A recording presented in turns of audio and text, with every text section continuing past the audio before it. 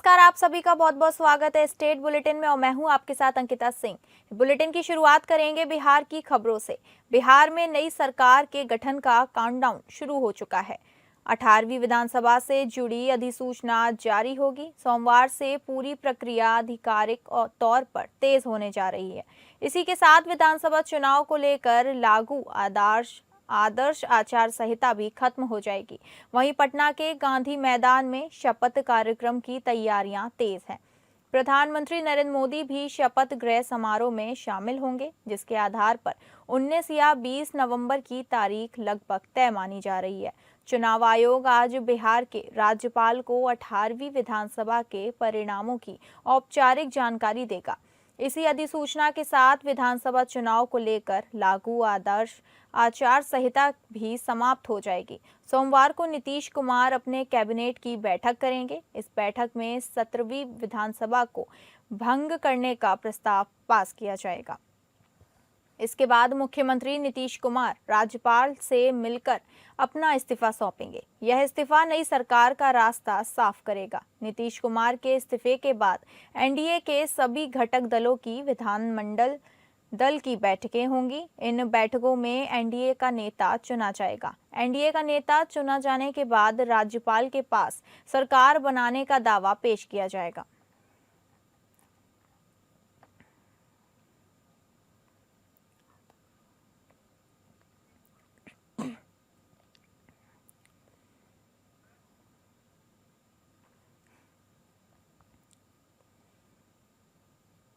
NDA की प्रचंड जीत के बाद बिहार में नई सरकार बनाने को लेकर हलचल तेज हो गई है। बिहार के सीएम नीतीश कुमार ही होंगे या नहीं, किसी और के नाम पर मोहर लगेगी, इसको लेकर सस्पेंस बना हुआ है और नेताओं के लगातार बयान सामने आ रहे हैं। दूसरी तरफ राजद में सिर फुटोबल जारी है और लालू परिवार में भी फूट हो गई है। कांग्रेस भी अपनी हार का विश्लेषण करने में लगी हुई है। इस बीच जनसुराज प्रमुख प्रशांत किशोर आज प्रेस कॉन्फ्रेंस करने वाले हैं, जिसमें अपने राजनीतिक भविष्य पर फैसला करेंगे।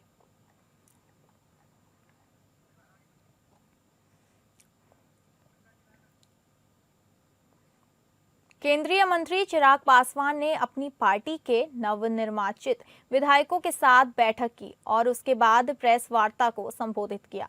उन्होंने कहा कि उनकी पार्टी ने अपनी मेहनत से एक बड़ा मुकाम हासिल किया है, जो रामविलास पासवान जी का सपना था।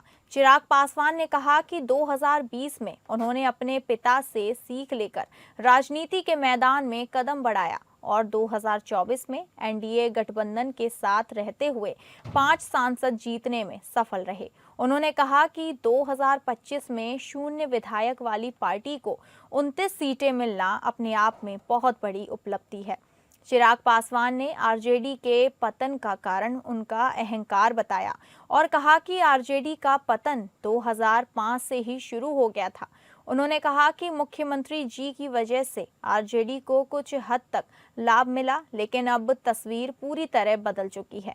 उन्होंने ये भी कहा कि विपक्ष की करारी हार हुई है और उनका एमवाई समीकरण पूरी तरह ध्वस्त हो गया है।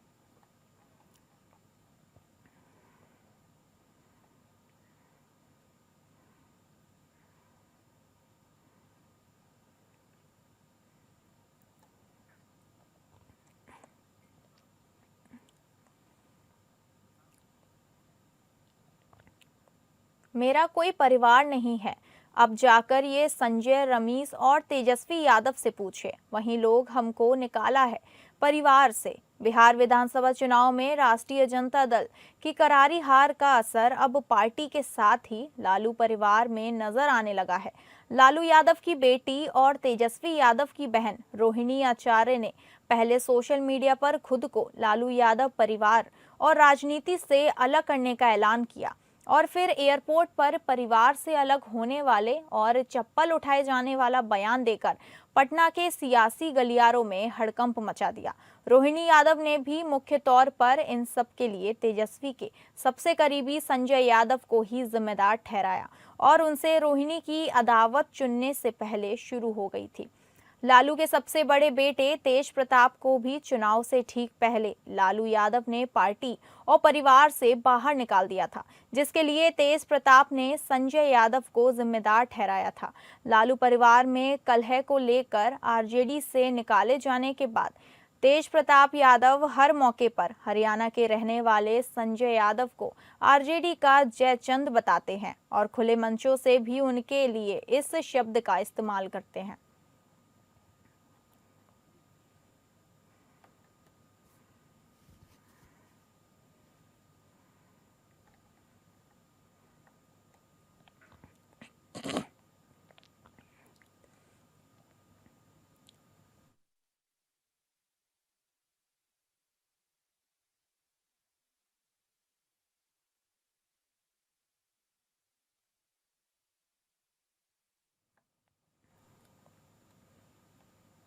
रोहिणी आचार्य ने 15 नवंबर को राजनीति छोड़ने और अपने परिवार से संबंध समाप्त करने की बात कही। उन्होंने संजय यादव और रमीज पर दबाव डालने का आरोप लगाया, जिसके बाद अब लालू के बड़े बेटे लाल तेज प्रताप यादव का गुस्सा भड़क उठा है, जिसके साथ ही उन्होंने पिता लालू यादव से संकेत भी मांगे। दरअसल बिहार चुनाव के ठीक एक दिन बाद यानी 15 नवंबर को लालू परिवार में एक और टूट हो गई। दरअसल रोहिणी आचार्य ने राजनीति छोड़ने और अपने परिवार से संबंध तोड़ने की बात कही। उन्होंने संजय यादव और रमीज पर दबाव डालने का आरोप लगाया। इस पूरे मामले को लेकर अब लालू यादव के बड़े बेटे और जनशक्ति जनता दल के सुप्रीमो तेज प्रताप यादव भड़क गए हैं।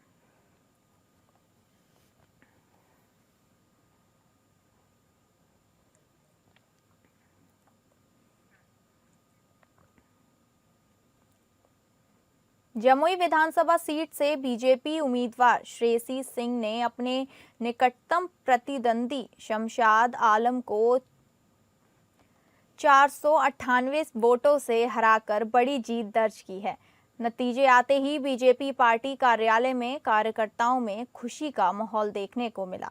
कार्यकर्ताओं ने एक दूसरे को अबीर गुलाल लगाकर खुशी मनाई और मिठाइयां बांटी।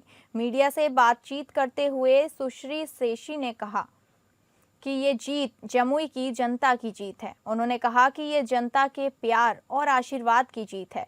जमुई की जनता ने अपने घर की बेटी और बहन पर दोबारा भरोसा जताते हुए हमें कीमती वोट देकर जीत दिलाई है। इसके लिए मैं जमुई की पूरी जनता को तहे दिल से धन्यवाद देती हूं और नमन करती हूं।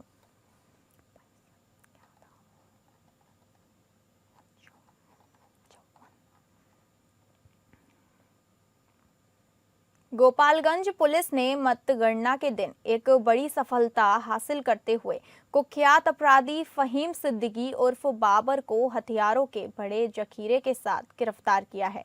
नगर थाना पुलिस द्वारा तुरकहा मोड़ के पास वाहन चेकिंग अभियान चलाया जा रहा था। इसी दौरान एक संदिग्ध आपची बाइक को रोका गया। तलाशी के दौरान पुलिस ने बाबर के पास से एक देसी कार्बाइन, एक पिस्टल और 10 जिंदा कारतूस और चाकू बरामद किए। पुलिस अधीक्षक अवधेश दीक्षित ने बाद प्रेस कॉन्फ्रेंस कर बताया कि बाबर गोपालगंज में एक हाई प्रोफाइल व्यक्ति की हत्या करने की नीयत से आया था। मतगणना के दिन सुरक्षा को चकमा देने की कोशिश में वो शहर में प्रवेश कर रहा था, लेकिन सतर्क पुलिस टीम ने उसे पहले ही दबोच लिया। फहीम सिद्दीकी उर्फ बाबर थावे थाना क्षेत्र के हरदिया गांव का रहने वाला है और उसका आपराधिक इतिहास लंबा रहा है। वह पटना में परिवहन थाना क्षेत्र में हुए 5 किलो सोना लूट कांड, सीएए विरोध प्रदर्शन के दौरान उपद्रव, हथियारबंदी समेत कई गंभीर मामलों में जेल जा चुका है। बेऊर जेल में भी वो कई बार बंद रह चुका है।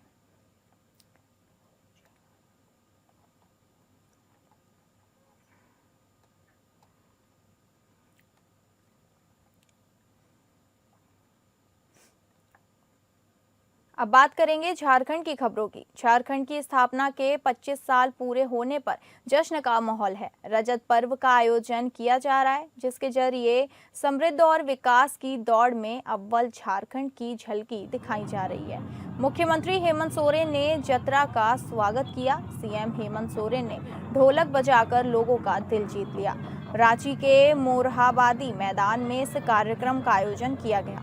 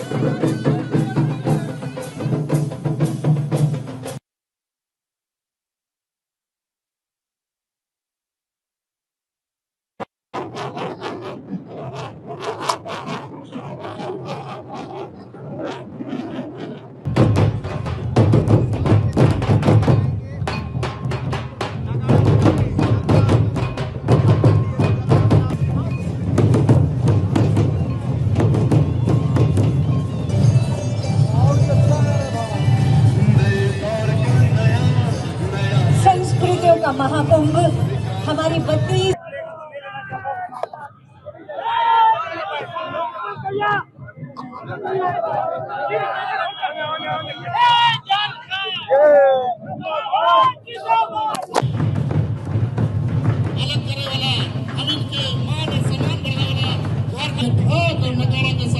गूंजे वाला हमिन के परंपरा, अपन संस्कृति, अपन भाषा, अपन जमीन के बचाना जहाँ की बाट बजना बिना होना ना थकी को बिना वाका।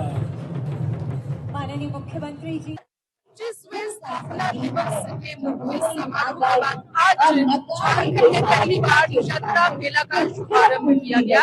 ये मेला का शुभारंभ राजधानी रांची के राजेंद्र चौक से किया गया, जो कि अब अल्बर्ट एक्का चौक तक पहुंच गया है। और इसी अल्बर्ट एक्का चौक पर मुख्यमंत्री हेमंत सोरेन इस चतरा मेला को संबोधित करते हुए जनसभा को, राज्यवासियों को बड़े संदेश देने वाले हैं।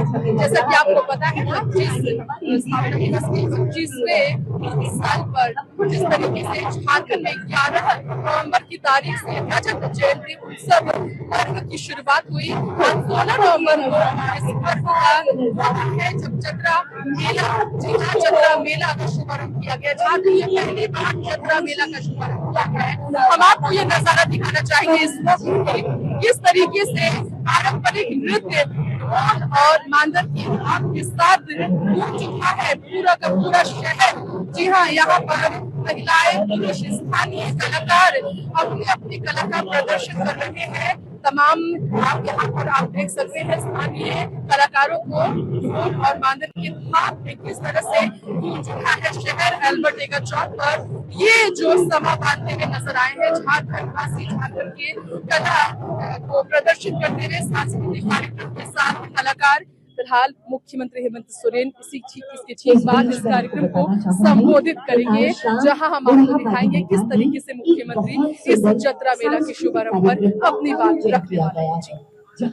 झारखंड स्थापना के रजत जयंती पर जिला प्रशासन द्वारा शिबू सोरेन स्मृति भवन में भव्य कार्यक्रम का आयोजन किया गया था। इस कार्यक्रम में बतौर मुख्य अतिथि गोमिया विधायक सह मद्य निषेध मंत्री योगेंद्र प्रसाद महतो, बेरमो विधायक कुमार जयमंगल सिंह और चंदन क्यारी विधायक उमाकांत रजक शामिल हुए।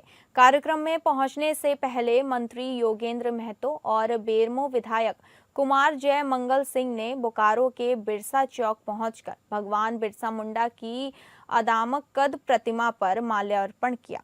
स्थापना दिवस के अवसर पर जिला प्रशासन द्वारा आयोजित कार्यक्रम में जिला के सभी प्रशासनिक पदाधिकारी मौजूद थे। वहीं इस कार्यक्रम के दौरान मंत्री योगेंद्र प्रसाद महतो और विधायक बेरमो कुमार जयमंडल सिंह और चंदन क्यारी विधायक उमाकांत रजक के विभिन्न योजनाओं का शिलान्यास किया। साथ ही कई लाभुकों को साइकिल, दिव्यांगों के लिए विशेष स्कूटी और अन्य प्रकार के परिसंपत्ति वितरण किया गया।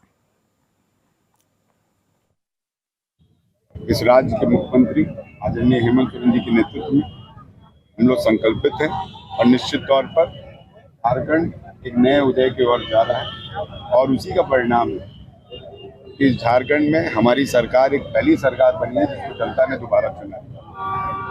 और अब झारखंड की संस्कृति, झारखंड के मूलवासी, इस झारखंड की आदिवासी नायकों की और इस झारखंड की शहीदों की बात होगी। और आने वाले प्रत्येक वर्ष में आप इसमें अनेकों उपलब्धियां देखने को। मैं सभी को धन्यवाद और बधाई देता हूं। इस रजत जयंती के अवसर पर राज्य की जनता को ढेर सारी शुभकामनाएं देते हुए राज्य की जनता को भी यह भी अपने ओर से अपील करेंगे, इस आस्था और विश्वास के साथ में, इस सोच के साथ में, जिस विचारधारा के साथ में झारखंड का नवनिर्माण हुआ था, झारखंड की स्थापना हुई थी, निश्चित तौर पर उस रास्ते पर अब झारखंड बढ़ चला है। तो हम बात करेंगे छत्तीसगढ़ की खबरों की। भगवान बिरसा मुंडा की 150वीं जयंती पर पूरे छत्तीसगढ़ में जनजातीय गौरव दिवस गरिमामय तरीके से मनाया गया। सभी जिलों में विशेष कार्यक्रम आयोजित हुए, जिसमें मुख्यमंत्री, मंत्रीगण, सांसद व विधायक मुख्य अतिथि के रूप में शामिल हुए। मुख्य कार्यक्रम स्थल पर प्रधानमंत्री नरेंद्र मोदी के संबोधन का सीधा प्रसारण भी दिखाया गया, जिसे बड़ी संख्या में लोगों ने देखा और सुना। इसके साथ ही मुख्यमंत्री का संदेश पत्र वाचन और पीएम जनमन आदि कर्मयोगी एवं धरती आबा जैसी योजनाओं पर आधारित लघु फिल्मों का प्रदर्शन भी किया गया। जिला मुख्यालय जगदलपुर के सिटी ग्राउंड में आयोजित मुख्य कार्यक्रम में मुख्यमंत्री विष्णुदेव साय मुख्य अतिथि के रूप में शामिल हुए। इस अवसर पर वन मंत्री केदार कश्यप, विधायक किरण सिंह देव और सांसद महेश कश्यप सहित अनेक जनप्रतिनिधि तथा बड़ी संख्या में स्थानीय लोग उपस्थित रहे। कार्यक्रम में जनजातीय परंपराओं और सांस्कृतिक विरासत को सम्मानपूर्वक प्रस्तुत किया गया।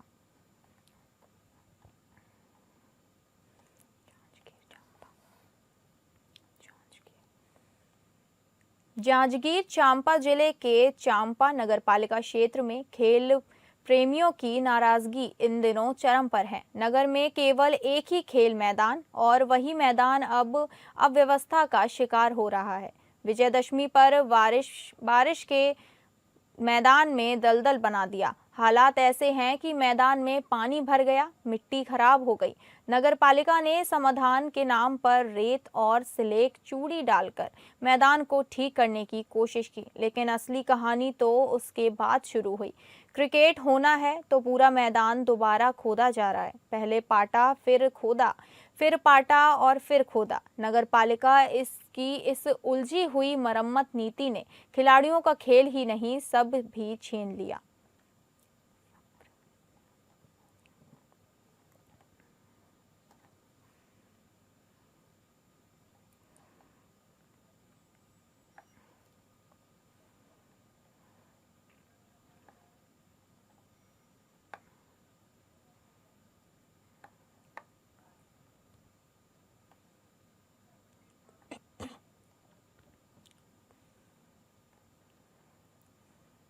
अब बात करेंगे मध्य प्रदेश की खबरों की। जबलपुर में जनजातीय गौरव दिवस पर मुख्यमंत्री डॉक्टर मोहन यादव ने आदिवासी जननायक बिरसा मुंडा की प्रतिमा पर अर्पित की श्रद्धांजलि दी। आदिवासियों के कल्याण के लिए प्रदेश सरकार ने कई सौगातों की घोषणा की। मुख्यमंत्री डॉक्टर मोहन यादव ने आदिवासी जननायक बिरसा मुंडा को बताया सनातन संस्कृति की रक्षा का संवाहक है। 25 साल की उम्र में धरती आबा बिरसा मुंडा ने सनातन संस्कृति और गौ माता के हित में किए अनेक काम किए। 662 करोड़ के 33 कार्यों का लोकार्पण और भूमि पूजन हुआ।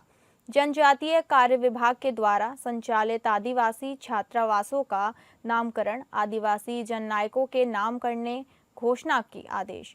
प्रदेश की सभी आदिवासी कन्या छात्रावासों और आश्रमशालाओं का नामकरण और दुर्गावती के नाम पर करने का ऐलान किया।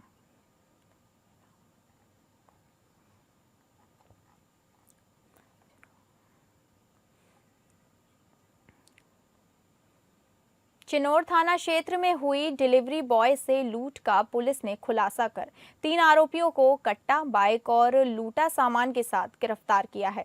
थाना चिनौर क्षेत्र में डिलीवरी बॉय शिव कुमार शर्मा के साथ हुई लूट की वारदात का पुलिस ने पर्दाफाश किया। पकड़े जाने पर उसने अपने नाम बताए। रामश्याम गुर्जर निवासी बागवई कपिल रावत, निवासी निवगवा प्रियांश रावत निवासी धमधोली। पूछताछ में तीनों ने लूट की वारदात स्वीकार कर ली। पुलिस तीनों को गिरफ्तार कर आगे की कार्रवाई में जुट गई है।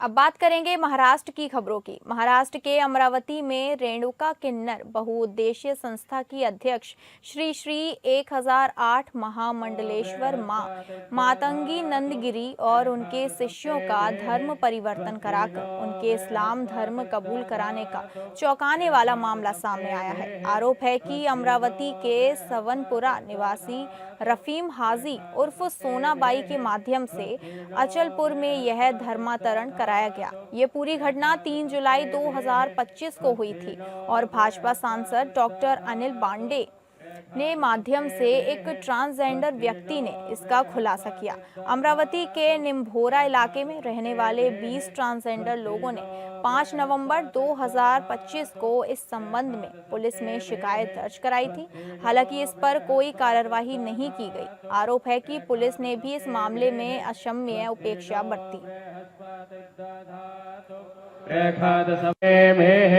स्वस्ति नो बृहस्पति दधातु रेखाद समय में स्वस्ति नो बृहस्पति दधातु रेखाद समय में स्वस्ति नो बृहस्पति। हिंदुओं के घर में भी जाते हैं और ये मांगने के लिए, और ये उसके सिवाय ये सब तृतीय पंथी को मुस्लिम में कन्वर्ट करने के लिए अचलपुर में, आरणी में, उज्जैन में, इंदौर में ये रैकेट अमरावती से चल रहा है।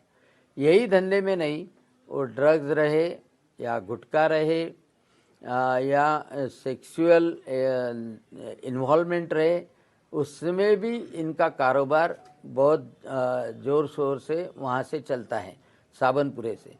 अब वो इस सभी चीज़ों को ये लोग विरोध जब कर रहे थे, जबरी धर्मांतरण के लिए विरोध जब कर रहे थे और हिंदू में री एंट्री करने के बाद में इनको उन्होंने तकलीफ देना शुरू कर दिया। तलवार से मारने की कोशिश की, एक पुलिस वाले को लगा भी, तो इसलिए मेरे पास में आए। और अब मैं मुख्यमंत्री देवेंद्र जी फडणवीस इनके तरफ उनकी गुहार बताने वाला हूँ और कमिश्नर ऑफ पुलिस अमरावती इनको भी उनकी तकरार पहुँचाने वाला हूँ। पालघर जिले के डहाड़ू तालुका स्थित कासा गांव के शमशान भूमि में सुबह सुबह कुछ नागरिकों को अघोरी प्रथाओं के लिए इस्तेमाल होने वाली सामग्री मिलने से हड़कंप मच गया।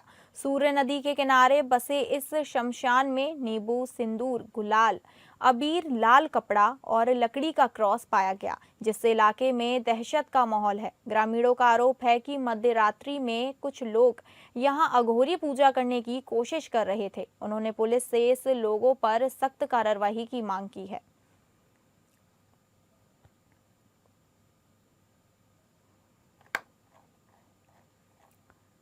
आपको बता दें कि पालघर जिले के डहाड़ू तालुका स्थित कासा गांव के शमशान भूमि में सुबह सुबह कुछ नागरिकों को अघोरी प्रथाओं के लिए इस्तेमाल होने वाली सामग्री मिलने से हड़कंप मच गया। सूर्य नदी के किनारे बसे इस शमशान में नींबू, सिंदूर, गुलाल, अबीर, लाल कपड़ा और लकड़ी का क्रॉस पाया गया, जिससे इलाके में दहशत का माहौल है। ग्रामीणों का आरोप है कि मध्य रात्रि में कुछ लोग यहां अघोरी पूजा करने की कोशिश कर रहे थे। उन्होंने पुलिस से इन लोगों पर सख्त कार्रवाई की मांग की है।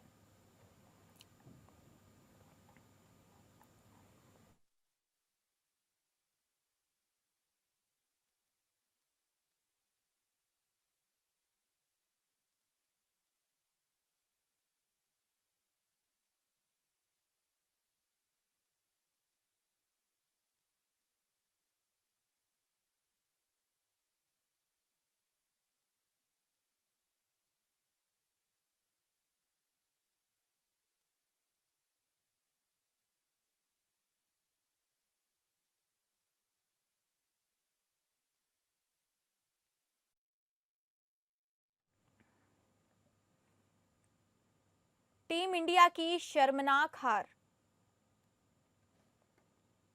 साउथ अफ्रीका ने भारत में जीता टेस्ट। 15 साल बाद साउथ अफ्रीका ने भारत में जीता टेस्ट। 93 रन पर सिमटकर टीम इंडिया शर्मसार। भारत और साउथ अफ्रीका के बीच कोलकाता के ईडन गार्डन्स स्टेडियम में पहला टेस्ट खेला गया। ये टेस्ट मैच साउथ अफ्रीका ने भारत को 30 रन से हरा दिया। 15 साल में पहली बार साउथ अफ्रीका ने भारत में कोई टेस्ट मैच जीता है। पिछला टेस्ट साउथ अफ्रीका ने भारत में 2010 में जीता था। साउथ अफ्रीका ने नागपुर में खेला गया वो टेस्ट मैच एक पारी और 6 रन से जीता था, लेकिन उसके बाद साउथ अफ्रीका भारत में एक भी टेस्ट नहीं जीत पाया था। हालांकि इस बार भारत के दौरे पर WU जीतने वाली साउथ अफ्रीकी ने इस स्ट्रीक को तोड़ दिया।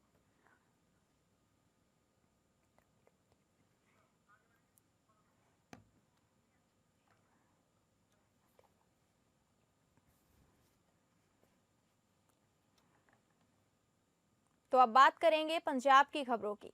पाकिस्तान में गुरु नानक देव जी के पवित्र स्थलों की यात्रा पर गए सिख श्रद्धालुओं के जत्थे में शामिल सरबजीत कौर जिला कपूरथला गांव अमानियापुर घर नहीं लौटी। जत्थे के 1932 श्रद्धालुओं में से 1922 वापस आ चुके हैं, पर सरबजीत कौर अभी भी लापता है।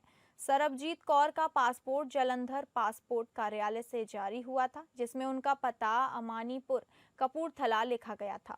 उसके परिवार में उनके पुत्र अनुसार उनके माता पिता का तलाक हो चुका था, इसलिए वह लंबे समय से परिवार के साथ नहीं रह रही थी। उनके पुत्र ने बताया कि वह अलग रह रही थी। कपूरथला के सिटी थाने में 2 अलग-अलग धाराओं के तहत 2 मामले दर्ज हैं।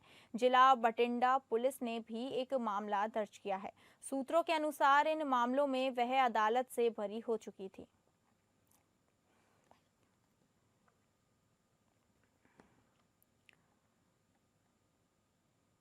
फिलहाल इस बुलेटिन में इतना ही। नमस्कार।